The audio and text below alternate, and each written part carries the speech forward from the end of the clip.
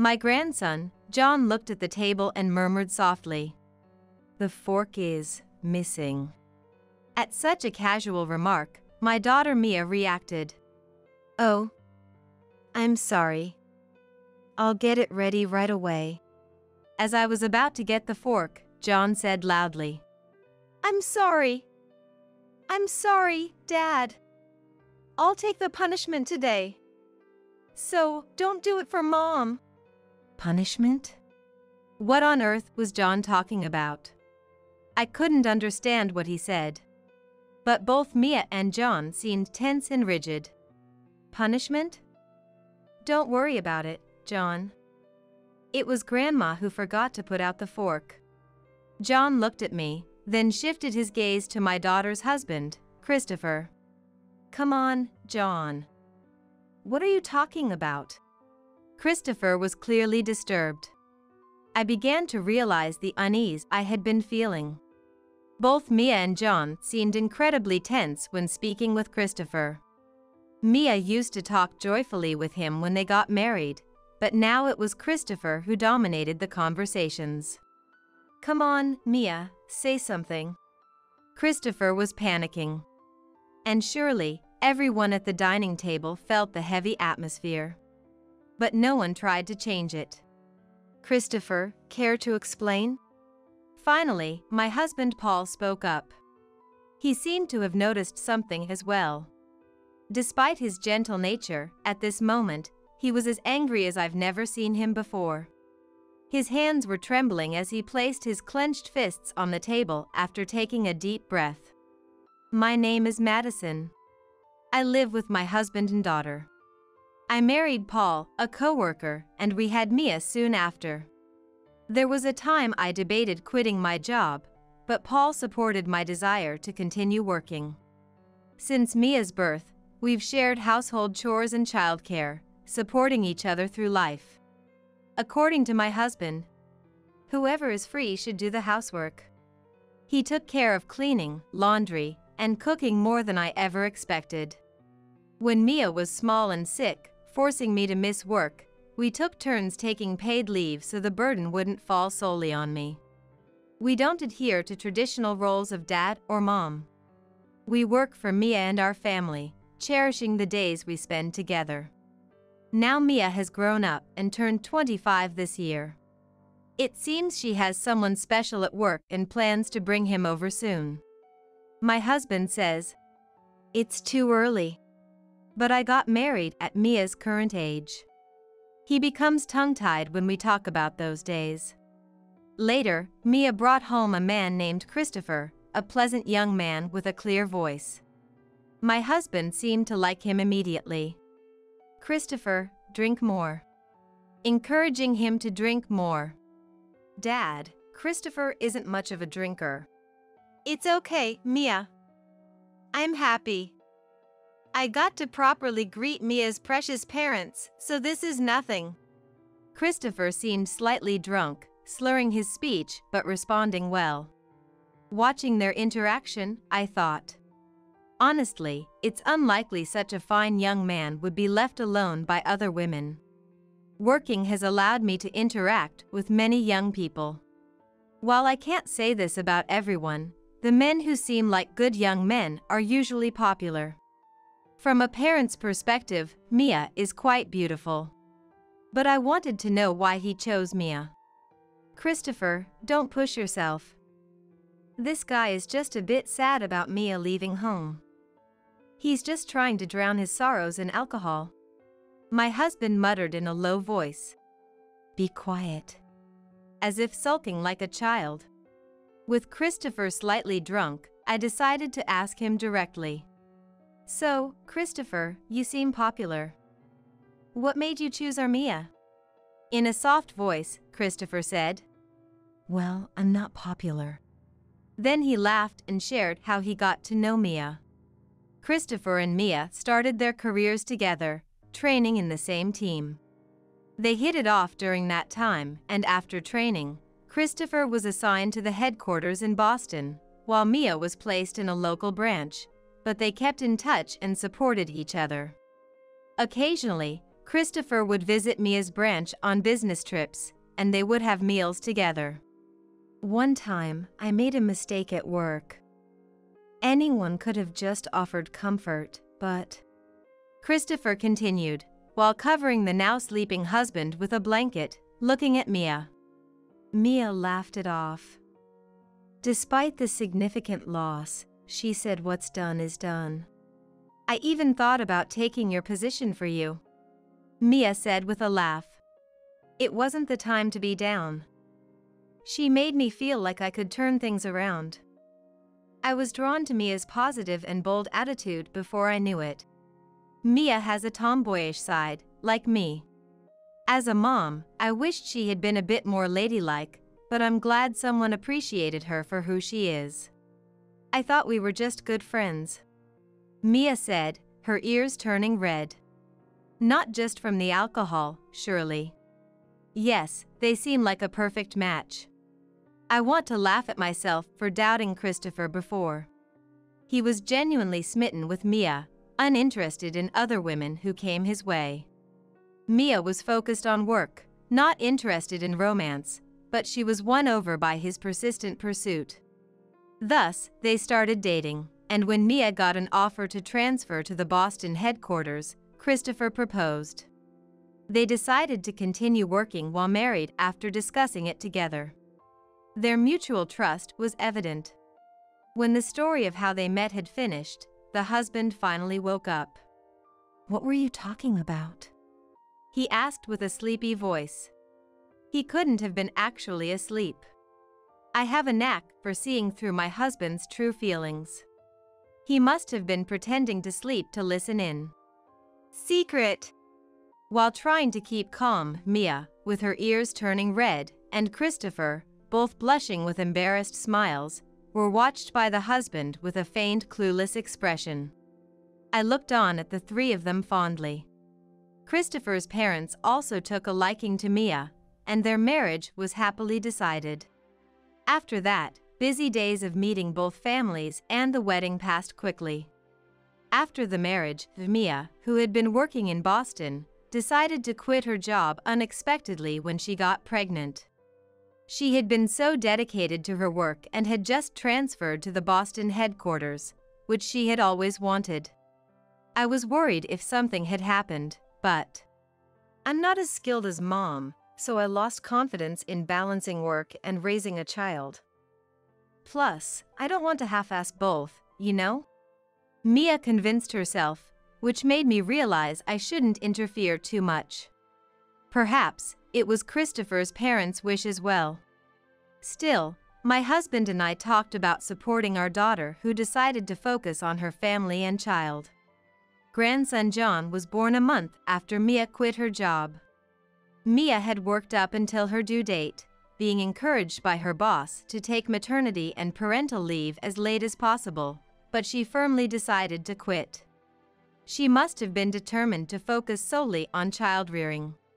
Her visits to our place became more frequent after quitting her job.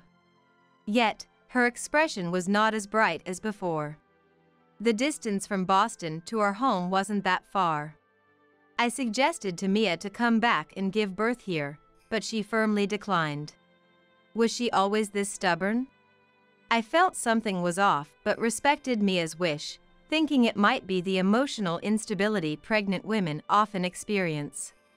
Thus, Mia gave birth to John at a hospital near their home. Both my husband and I, and Christopher's parents, were overjoyed at the birth of our first grandchild. After John was born, they used to bring him to see us once a month, but gradually those visits became less frequent. It was either New Year's or the summer holiday, wondering if we would see them even once a year, but I was still happy. Even if we couldn't meet, Mia's messages kept us updated on John's growth. My husband and I were still working, but seeing John's photos sent in those messages gave us the strength to keep going. When we could meet, we would spoil John by shopping for toys together or going out to eat. "Don't spoil John too much, Dad and Mom," Mia would say, but she was smiling. "Spoiling them is the grandparents' role," I said, and we all laughed. Those moments were blissful. Then, in the summer when John turned 4, that blissful time of mine came crashing down. That day, Mia's family had returned home for the first time in a year. This year, since Christopher was working during Christmas, he took paid leave for a long-awaited homecoming. I beamed at John's growth. John was always polite. For a 4-year-old boy, he could be more active, but even now, he sat quietly next to Mia. "John, you can relax a bit more," I said, but "It's okay, Grandma." He smiled and replied. Mia looked at John with a gentle gaze. Come to think of it, Mia hasn't been talking much. Even so, you've raised him so well. I was worried when Mia decided to quit her job, but seeing John's growth, that decision might not have been wrong. I spoke to Mia. Mia looked at me with a happy yet somewhat sad expression. Is she not feeling well about it internally? That's right, Mom. Suddenly, Christopher eagerly responded in place of Mia. It was me who asked Mia to quit her job, so John turned out to be such a good boy. I felt something was off. Was it Christopher's wish for Mia to quit her job? But first they had decided to continue working when they got married, hadn't they? Maybe their thoughts changed after having a child. Well, I wish he could be a bit more mischievous for a boy. My husband also seemed to have something on his mind, similar to mine. It's okay, isn't it? John is smart and kind. I raised him, so he's got a good core. Mia hurriedly tried to end the conversation in a somewhat panicked manner. Christopher listened to this exchange without a smile. Only the sound of a news program from the TV could be heard in the silent living room. To change the atmosphere, I deliberately raised my voice and said, "Well, shall we start preparing for dinner? Mia, could you help me out a bit?" Being alone with my daughter might prompt her to open up. With that hope, I invited Mia to the kitchen. So, we're having steak today, John's favorite. I started speaking as if nothing was wrong, keeping my unease to myself. Mia prepared efficiently. You never did much cooking when you were at home, did you? I laughed, but Mia did not take her eyes off the meat. Having raised Mia while both of us were working, we never had the chance to cook together in the kitchen like this. Mia often came home late from cram school or club activities during middle and high school, and she started part-time jobs when she became a university student, so she was rarely home. I think I made her feel lonely. That's why I thought she chose to quit her job and stay home for John, but from what Christopher said earlier, it seemed not to be the case. I stopped my hands, turned towards Mia, and asked, Hey, Mia. Is there something you want to talk about? Mia stopped moving. After a moment of silence, she also looked into my eyes. Well, Mom. And started to say. It seemed she was struggling to find the next words, maybe hesitating about something. Just as I was about to speak, the beer's run out. Dad said to go get some. John came into the kitchen. Mia snapped back to reality, took a can of beer from the fridge, and handed it to John. Good job, John. Well done. I praised John, and he smiled and returned to the living room. Really, for being only 4 years old, he's already so helpful. I was impressed, but Mia's expression turned sad again. Is something wrong? I tried to ask again, but this time Mia laughed and said, It's nothing. Just a bit tired from the move today. I'm fine, really. She replied cheerfully, but it seemed somewhat forced. Still, Mia acted brightly, so I couldn't press further. The dinner preparations were completed, and we moved the dishes from the kitchen to the dining table. The men were drinking beer in the living room, carefree. My husband would help when it was just the two of us, but in times like these, it couldn't be helped. After arranging the dishes, side plates, drinks, and glasses on the table, All right, dinner's ready. Please, everyone, take a seat. I called out. Wow, this looks delicious. As expected. Christopher praised the meal with a happy face. Not what the thing. It could just be polite, but I couldn't accept it straightforwardly. Unaware of my feelings, Christopher was the first to take his seat, and John tried to sit next to him. However, looking at the table, John muttered quietly, "There's no fork." Mia reacted to this seemingly trivial remark. "Oh? Sorry. I'll get it ready right away." As I was about to get the fork, John said loudly, I'm sorry, Dad. I'll take today's punishment. So please, not Mom." Punishment? What was John talking about? I couldn't understand. But both Mia and John looked tense, their bodies stiff. Punishment? There's no need for that. It's Grandma who forgot to put out the fork, so John, you don't have to worry. John looked at me, then his gaze shifted to Christopher. No way, John. What are you talking about? Christopher was clearly upset. I began to realize the source of the unease I had been feeling. Both Mia and John seemed incredibly tense when speaking with Christopher. Mia used to talk happily when they got married, but now it was Christopher talking at her. Come on, Mia, say something. Christopher was panicking. And surely, everyone realized the heaviness at the dining table. But no one tried to change the atmosphere. Christopher, can you explain what's going on? Eventually, my husband spoke up. He seemed to have noticed something too. Though he's usually gentle, at this moment, he was angrier than I'd ever seen him. While taking a deep breath, his clenched fist rested on the table, trembling. Christopher remained silent, not saying anything. No matter how much my husband pressed, Christopher wouldn't open his mouth. He just stared at the table. This was getting nowhere. I decided to ask Mia and John about it. What does punishment mean? Is it a usual thing? Mia didn't respond, but John slowly nodded as if he had made up his mind. Usually, Mom, when Dad. John started to speak slowly. The things John recounted were unbelievable. If Mia tried to enjoy household chores even a little, she would be berated or hit. If he didn't like dinner, he'd throw it in the sink and go out to eat alone. If Mia wasn't awake waiting when he came home late, he would scold her severely. Just listening made my heart feel like it was going to burst. I've seen Mom being treated like that since I was little. Lately, if I don't do things properly, Mom gets scolded for my mistakes too. John was being so mature to prevent Mia from getting scolded because of him.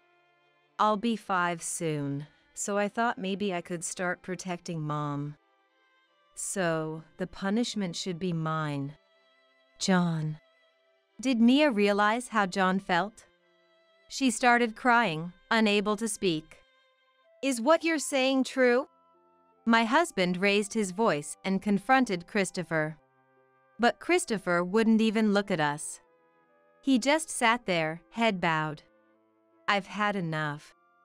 Finally, Mia opened up about everything. Things were fine when they first got married, but Christopher's attitude changed gradually. The moment Mia's pregnancy was confirmed, he pressed her to quit her job, and when he realized Mia wouldn't easily agree, he went ahead and informed her workplace about her resignation without her consent. Mia, hearing about this from others, tried to discuss it with him, but you've got no choice but to quit your job. He refused even to talk about it. The emotional instability and physical discomfort of pregnancy compounded, and Mia chose to resign. She had planned to work until the last month, but was met with constant sarcasm from Christopher during that time.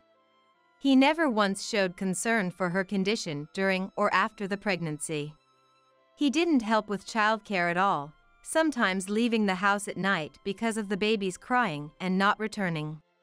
As John grew older, the treatment towards Mia worsened. Mia endured any punishment to protect John, but why didn't you talk to us? I was filled with regret.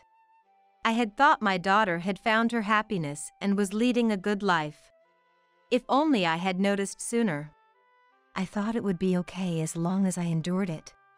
Mia continued in a frail voice. She had thought about divorce many times, but was worried about how John would feel without a father. Plus, Christopher's parents were unaware of their son's actions and were kind to both Mia and John. She thought enduring it would keep everyone else happy. But as John grew, Christopher's punishments began to extend to him too. I can endure a lot, but I can't stand him laying a hand on John.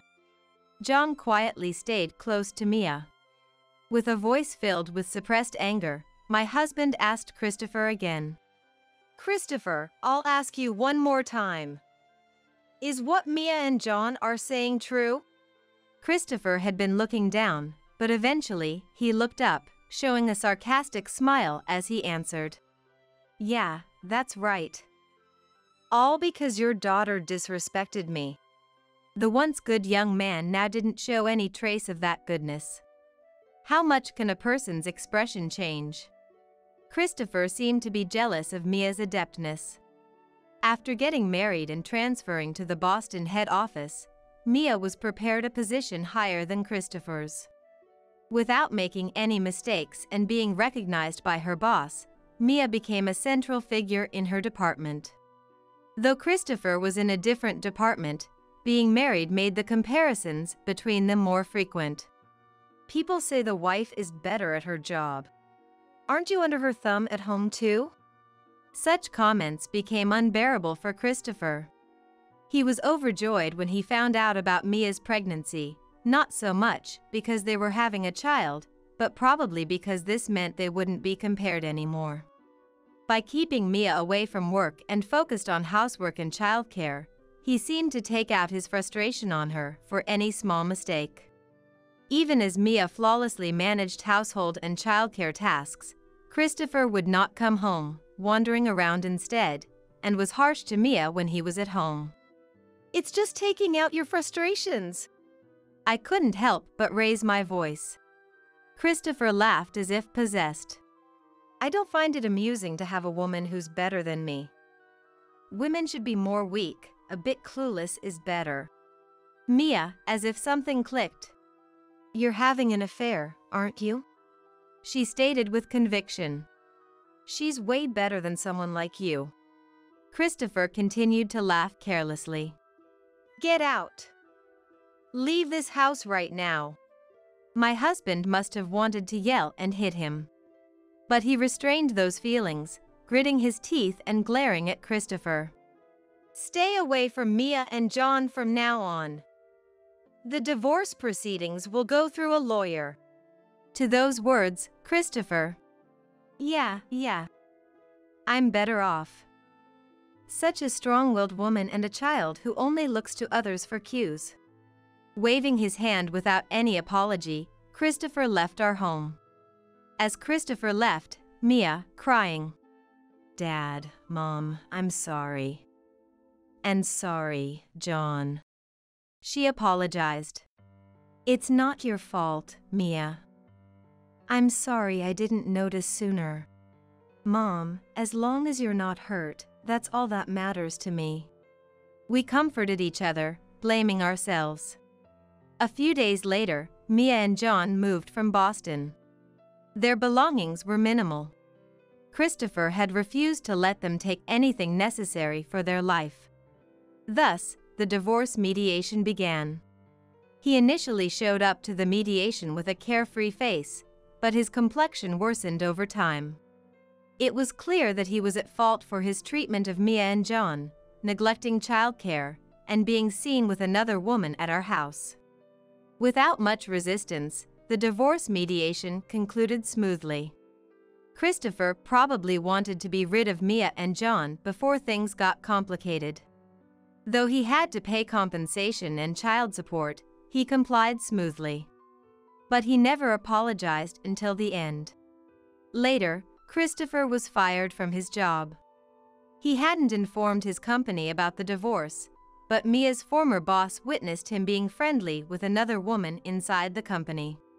After the former boss contacted Mia and her superiors learned of the divorce, it was reported to the executive director.